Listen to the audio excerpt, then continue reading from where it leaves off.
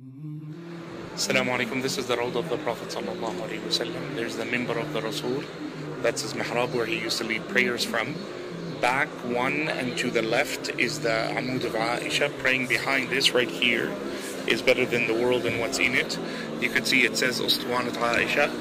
The next pillar from Aisha, the next one down, is the pillar of Abu Lubaba. It's the Amud of Rahmah, where Abu Lubaba had tied himself to it for a number of days until Allah's mercy descended upon him and forgave him.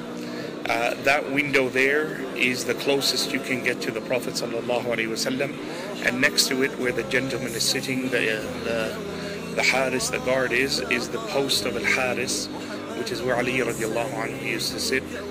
You could see the difference between these poles. They only have a little red in it, which means it's the outer boundary of the Rawdah. The Rawdah proper is where there's a full red in the column, and of course back there, if you pass there, you're no longer in the Rawdah, and the carpet changes. Now, of course, there's green carpet all the way back, but the actual Rawdah is just this section where the red pillars are, all the way, because from the house of the Prophet ﷺ, as you can see on that sign, مَا بَيْنَ بَيْتِي وَمِنْبَرِ رَوْضَةً مِنْ رِيَاضِ الْجَنَّةِ, between my house and my pulpit is a garden from the gardens of paradise, and that's it here, inshallah.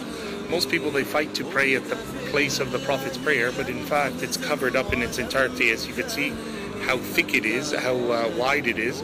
It covers the full place that the Prophet used to stand, so there's no reason to push one another to try to pray where he prayed. You're not going to get there anyway. Behind that, you can see that there's a pillar there that marks the amud of the tree that cried at the time of the Prophet ﷺ on the Friday, where the tree wept. It's right behind that mihrab of the Prophet Muhammad ﷺ. Now, the virtue of the Rawdah, there's nothing in particular about praying 2 rak'ah in it, but it's taken by the Imams as something that's praiseworthy. And may Allah subhanahu wa ta'ala accept our prayers and our salah here, inshallah. This is a place of peace, and may Allah write it that you get to visit this beautiful place. Now, notice that there's always markings. The gold at the top there, this is where the roof of the Prophet's masjid used to be. So that's how you know. You could see the pillars all the way at the end there.